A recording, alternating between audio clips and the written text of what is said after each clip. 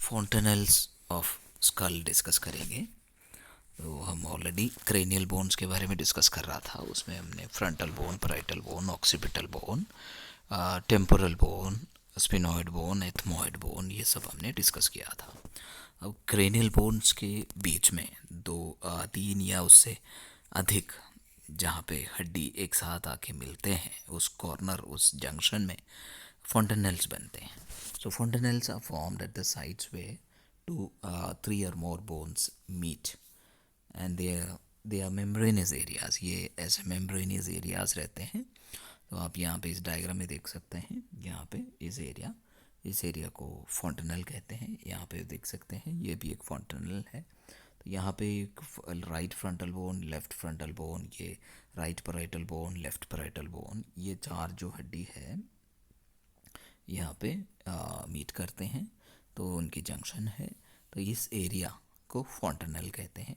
ये membranes area है जहाँ पे हड्डी पूरी तरीके से डेवलप नहीं होता है, तो वहाँ पे अभी तो वो सॉफ्ट और मेम्ब्रेनस एरियाज होते हैं। So the two important fontanelles are anterior fontanelle and posterior fontanelle। उसमें से टू important fontanelles है, anterior fontanelle और posterior fontanelle।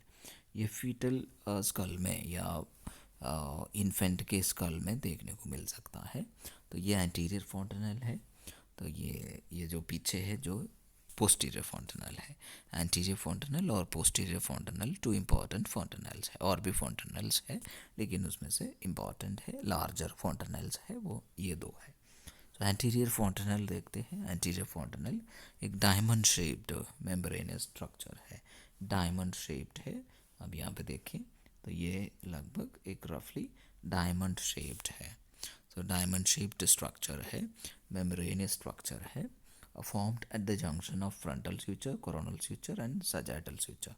इन तीन suture के बीच में यहाँ पे आप देखें, ये फ्रंटल suture है, ये फ्रंटल बोन, ये दोनों फ्रंटल बोन है, राइट फ्रंटल बोन और लेफ्ट फ्रंटल बोन के बीच में फ्रंटल suture है। तो यहाँ पे कोरोनल suture है, ये भी कोरोनल suture है। ये फ्रंटल बोन और पैराइटल बोन के बीच की जो suture कोरोनल suture है। और यहाँ पीछे दो parietal bone, right parietal bone और ये राइट पैराइटल बोन और ये लेफ्ट पैराइटल बोन है। इन दोनों के बीच में सजाइटल suture है। इन चारों suture के बीच में यहाँ पे एक जो मेम्ब्रेनस एरिया बने हैं, ये एंटीरियर fontanelle है। दैट्स एंटीरियर fontanelle है। Okay, and it becomes a bone, yeah, it ossifies when the child is 1.5 years old। 1.5 साल तक बच्चा, जो 1.5 साल तक ये रहते हैं, 1.5 साल होते होते ये धीरे धीरे हड्डी बन जाएगा, ऑसिफाई हो जाएंगे, हड्डी बन जाएंगे। वहाँ पे उसके बाद ये एंटीरियर fontanelle फील करने को नहीं मिलेगा, वो जो सॉफ्ट एरिया फील करने को नहीं मिलेंगे, तब तक वो हड्डी बन जाते हैं, ये 1.5 साल तक या 18 महीने तक। नेक्स्ट है पोस्टीरियर fontanelle। पोस्टीरियर मतलब पीछे। तो पोस्टीरियर fontanelle ये हेड के पीछे रहते हैं and it is a triangular shaped area. Triangular shaped membrane है, ये आप देखें यहाँ पे ट्रायंगुलर शेप्ड एरिया है।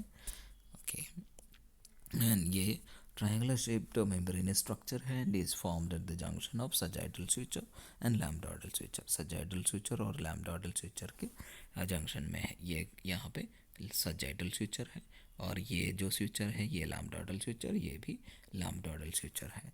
हमने ऑलरेडी डिस्कस किया था, ये पैराइटल बोन और पीछे ऑक्सीपिटल बोन है। इन दोनों के बीच की जो suture को क्या है, लैम्बडॉयडल suture कहते हैं, और ये दो पैराइटल बोन के बीच में सजाइटल suture है।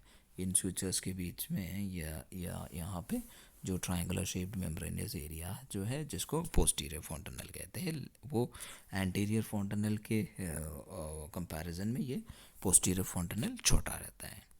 Okay, and it ossifies when the child is 1.5 months old।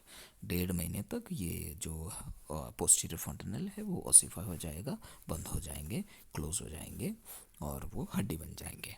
तो ये था एंटीरियर fontanelle और पोस्टीरियर fontanelle।